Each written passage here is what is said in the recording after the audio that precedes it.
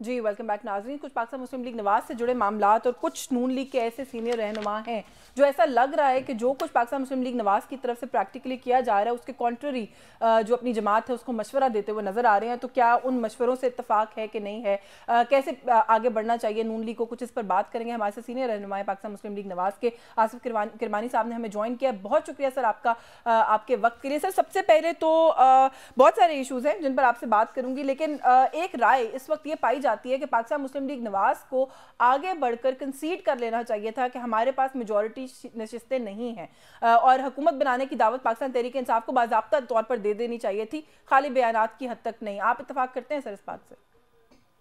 बिस्मिल्लाहिर्रहमानिर्रहीम। शुक्रिया यशविन बीबी।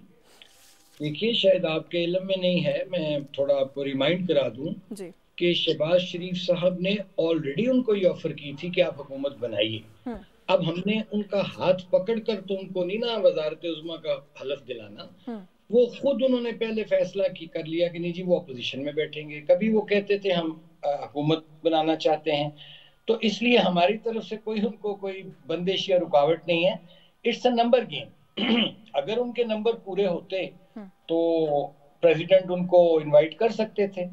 जहां तक आपने पीएमएलएन की बात की है, देखिए उसमें जाहिर है जमात में मुख्तलिफ आरा पाई जाती हैं और कुछ लोगों का ये जरूर ख्याल होगा कि भाई हमें अपोजिशन में बैठना चाहिए, चूंकि सिंपल मेजॉरिटी किसी के पास भी नहीं है, ना इंडिपेंडेंट्स के पास, ना पीपल्स पार्टी, ना पीएमएलएन।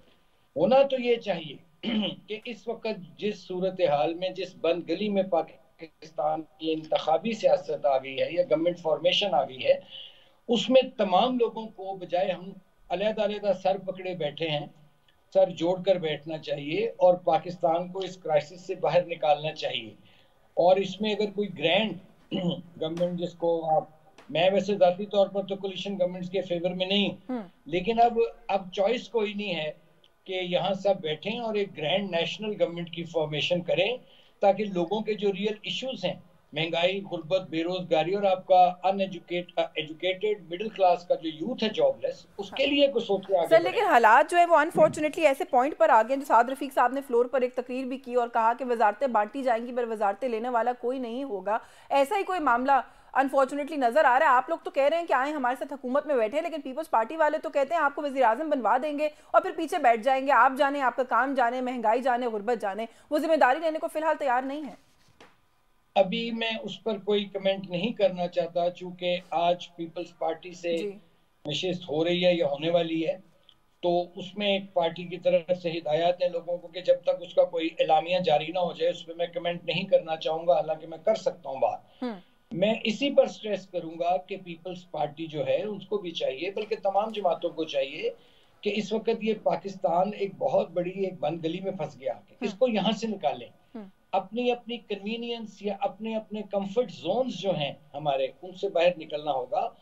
और एजेंडा हमारा ये होना चाहिए कि पाकिस्तान और उसके गरीब और मिडिल क्लास अवाम जो हैं उनको कंफर्ट जोन में लाएं, उनको रिलीफ दें। सर आप सीनियर रहनुमा हैं अपनी जमात के, इसलिए आपसे ये सवाल पूछ रही हूँ, किसी किस्म का कोई पावर शेयरिंग फॉर्मूला डिस्कस हुआ है पाकिस्तान पीपल्स पार्टी के साथ? क्योंकि 3 साल आप वजीर आजम रहे, 2 साल बिलावल वजीर आजम बन जाए, ये बिलावल पीपल्स पार्टी की तरफ से कहा जा रहा है, जबकि मैंने 1-2 सीनियर रहनुमाओं को नून लीग के सुना जिनका ये कहना था कि ऐसी तो कोई बात नहीं हुई है। देखिए, इसमें भी मुख्तलिफ आ रहा है, कुछ लोग इसकी बात चाहते हैं ऐसा हो, कुछ चाहते हैं ना हो। लेकिन ऑलरेडी अगर आपको मैं याद दिलाता चलूं कि 2013 में प्रोविंशियल लेवल पर बलूचिस्तान में ये मॉडल का इसका एक कामयाब तजुर्बा हो चुका है, जब पीएमएलएन वहां बासानी हुकूमत बना सकती थी, लेकिन नवाज शरीफ साहब ने एज प्राइम मिनिस्टर वहां मौका दिया जो वहां की नेशनलिस्ट पार्टी थी कि पहले 2-2.5 साल डॉक्टर मालिक साहब रहे चीफ मिनिस्टर बलूचिस्तान, और फिर आखिरी जो 2-2.5 साल थे उसमें सनाउल्लाह ज़हरी साहब पीएमएलएन के चीफ मिनिस्टर रहे। तो देखिए, when there is a will there is a way. असल चीज ये है देखने वाली कि इस क्राइसिस में तमाम लोगों की जिम्मेदारी है, चाहे वो, मैं खुल के बात करूंगा, चाहे वो आपकी एस्टेब्लिशमेंट है, चाहे वो सियासी जमातें हैं, क्योंकि अनफॉर्चुनेटली एक स्प्लिट मैंडेट आया। लोगों ने एक मैंडेट ऐसा दिया जिसमें कोई भी गवर्नमेंट बनाने की पोजीशन में नहीं है। तो हम पाकिस्तान को ऐसे तो नहीं हेडलेस तो नहीं रहेगा पाकिस्तान, या विफाक हेडलेस तो नहीं रहेगा। अच्छा सर, मैंडेट किसका है और किसका नहीं, और कितना किसका है, ये अभी तक भी इस चीज़ के ऊपर एक सवालिया निशान है। 8 फरवरी को इलेक्शन हुआ था, आप खुद देख लीजिए आज कितने दिन गुजर गए, अभी भी हम उस कन्फ्यूजन में हैं। इस्लामाबाद की जो नशिस्तें हैं जिन पर नून लीग के उम्मीदवारों की कामयाबी का नोटिफिकेशन हुआ था, उसको आज मुअत्तल कर दिया गया है। उज़रदारियों का एक लंबा सिलसिला है जिसका हम देख रहे हैं कि आगाज़ हो गया है। पाकिस्तान तहरीक इंसाफ का तो क्लेम है कि 180 नशिस्तें पीटीआई के पास हैं। तो ये मामला अभी तक ये गुत्थी नहीं सुलझ रही, तो आगे सर क्या चलेगी बात? मुझे तो ये, अगर आपको समझ आ रहा है तो समझा दें।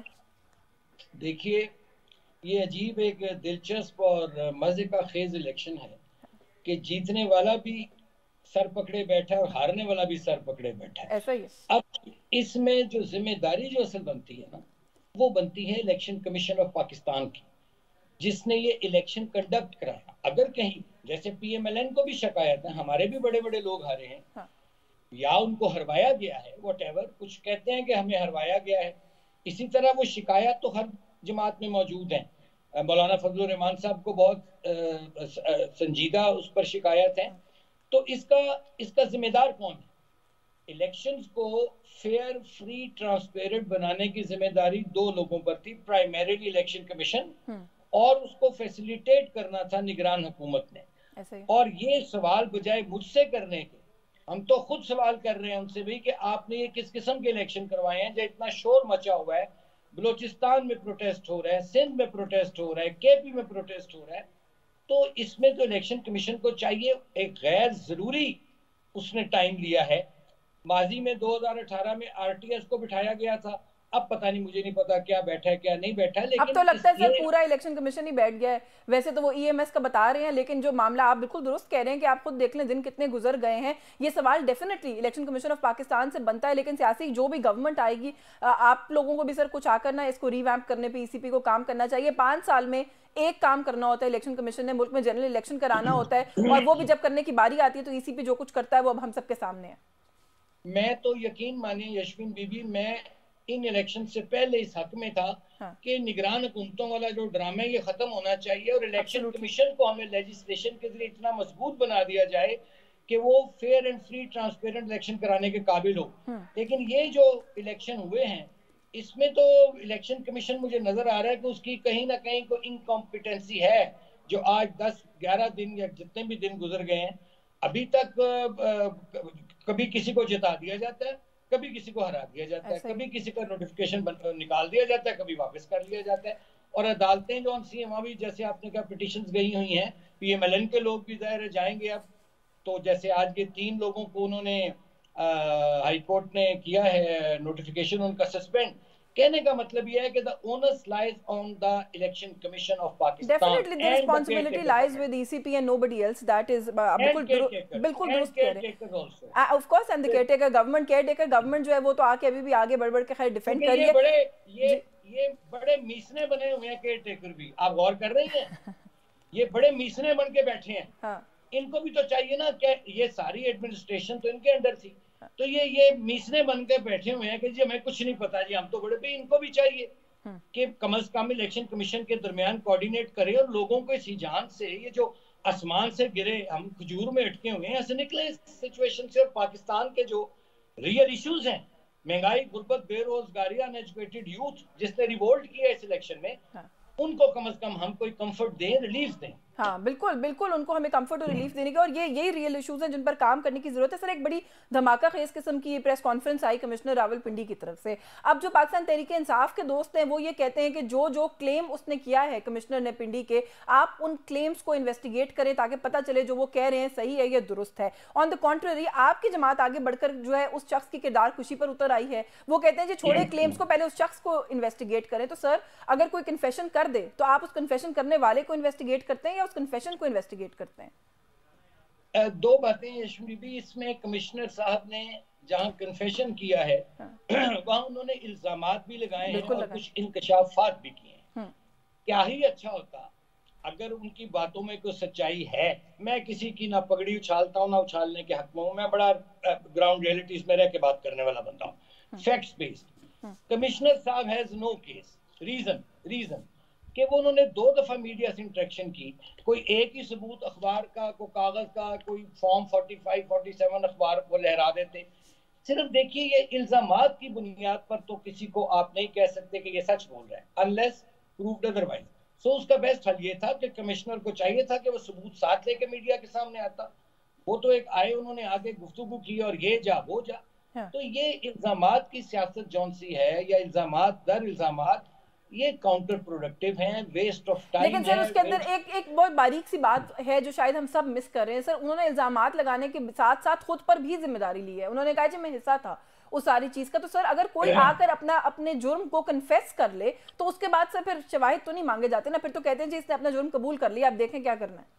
अगर उनकी बात को मान लिया जाए बिलफर्ज एक लम्हे के लिए, हालांकि मैं नहीं बाय करता उनकी गुफ्तगू को, अगर मान लिया जाए तो इसका मतलब है कि वो कह रहे हैं कि निगरान हुकूमत भी इसमें शामिल है। तो इस वक्त चाहिए ना, फिर वो निगरान हुकूमत के अंडर कमिश्नर था ना, तो निगरान, इसलिए मैं कहता हूं कि निगरान हुकूमत और इलेक्शन कमीशन को जरूर इस मामले को प्रोव करना चाहिए। और अगर वो शख्स गलत बयानी से काम ले रहा है, जैसे पहले भी माजी में हुआ था, एक साहब ने आके, वो मौलवी साहब थे, क्या नाम था उसका, मौलवी अफजल, जो कंटेनर पे चढ़ गया, उसके बाद जब अदालत ने उसे बुलाया, कभी सबूत तो है, मेरे को सबूत तो नहीं है कि मैंने माफ कर दो, ये क्या बात हुई। चलिए सर, निगरान हुकूमत नहीं भी करती इन्वेस्टिगेट, आप लोग आएंगे तो इस निगरान हुकूमत के किरदार को, ईसीपी को, जुड़े हुए सब किरदारों को आपको लगता है कि एक दफा प्रोब करना चाहिए ताकि मुस्तकबिल के अंदर जब इलेक्शन हो तो कम से कम इन मामलात से हमारी जान छूटे?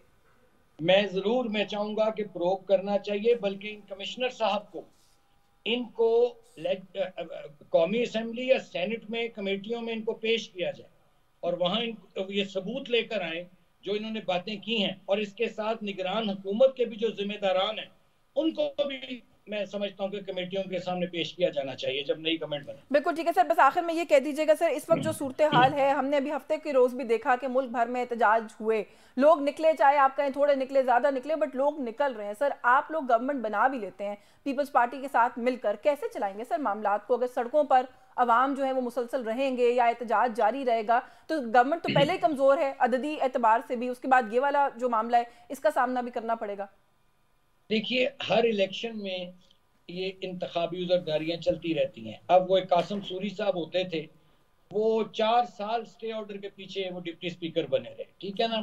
जहां जमहूरियत का हुस्न है वहां जमहूरियत में कई सेटबैक्स भी हैं। अगर ये गवर्नमेंट बन जाती है, मुस्लिम लीग नून, पीपल्स पार्टी और दीगर कोई मिलकर गवर्नमेंट बना लेता है, असल चीज जो फिर मैं स्ट्रेस दूंगा, ये चलती रहेंगी ना इंतखाबी उज़रदारियां, और जो अदालतें फैसला करेंगी सबको तस्लीम करना पड़ेगा। But we must focus on the real issue. हम लोगों को रिवायती सियासत से हटकर उठकर जो रियल फैक्ट्स हैं, ग्राउंड रियलिटीज हैं, जो पाकिस्तान के रियल इश्यूज हैं, specially of youth, educated middle class jobless youth, जिसके माँ बाप की कमर टूट गई है उनको पढ़ा पढ़ा कर और डिग्रियां लेकर खार हो रहे हैं, उनको हमें एडजस्ट करना पड़ेगा, उनके लिए कोई प्रोग्राम देना पड़ेगा।